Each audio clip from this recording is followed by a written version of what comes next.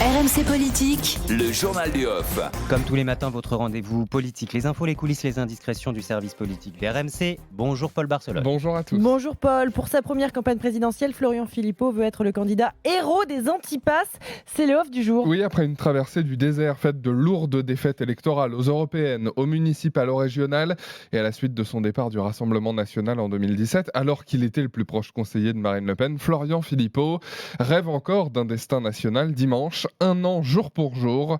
Après la première des 50 semaines de mobilisation contre le pass sanitaire, il lancera donc sa première campagne présidentielle au Doc Pullman de Paris, où il attend 2 à 3 000 supporters. Mais c'est quoi sa stratégie à Florian Philippot ? Des meetings dans des granges, chez des agriculteurs, dans des fermes, plus que dans des grandes salles parisiennes.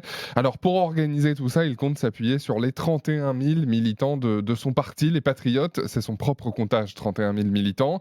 On a dépassé le Rassemblement national cet été, s'enorgueillit Florian Philippot. Une affiche de campagne pour revendiquer l'étiquette de premier parti souverainiste de France va être dévoilée dimanche, mais vous me direz, ça ne suffit pas pour être officiellement un candidat à la présidentielle. Moi, je n'ai pas les 500 signatures en appuyant sur un bouton, râle-t-il. Fin août, le chantre du Frexit, c'est toujours son programme principal de campagne, a donc décidé d'envoyer plus de 30 000 courriers à tous les maires des communes de moins de 10 000 habitants. Aujourd'hui, il refuse de dire combien d'entre eux ont accepté de le soutenir et donc s'il pourra aller jusqu'au bout de sa démarche. Ce qui est sûr, c'est qu'il a une communauté, Florian Philippot, l'influenceur. 263 000 abonnés sur YouTube. Vous pourriez être presque jalouse, Anaïs. En comparaison, Marine Le Pen, c'est par exemple 50 000, plus de 400 000 vues pour une de ses dernières vidéos sur TikTok.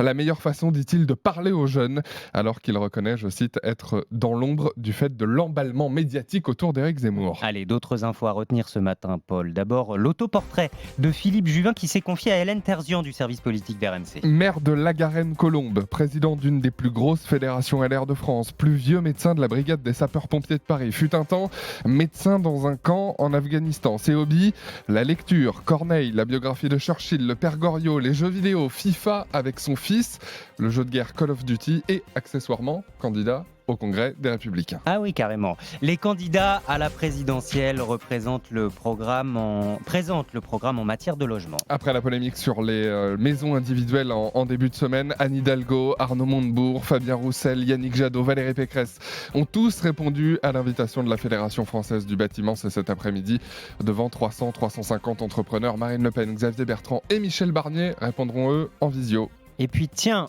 une photo, celle de François Hollande et Anne Hidalgo sur la même photo. Mais oui, après s'être moqué des candidatures lilliputiennes à gauche, François Hollande jouera les conseillers auprès de la candidate socialiste à la présidentielle. Rendez-vous à la demande de celle-ci dans les bureaux de l'ancien chef de l'État rue de Rivoli à Paris dans la matinée, ça promet. Oui, c'est clair. À mon avis, il n'y aura pas qu'une photo. Il y aura aussi petite explication de texte C'est probable. Après tout ce qu'a pu dire François Hollande dans la presse. D'ailleurs, François Hollande, invité de Jean-Jacques Bourdin à 8h30 sur RMC et BFM TV, peut-être qu'il en remettra une couche.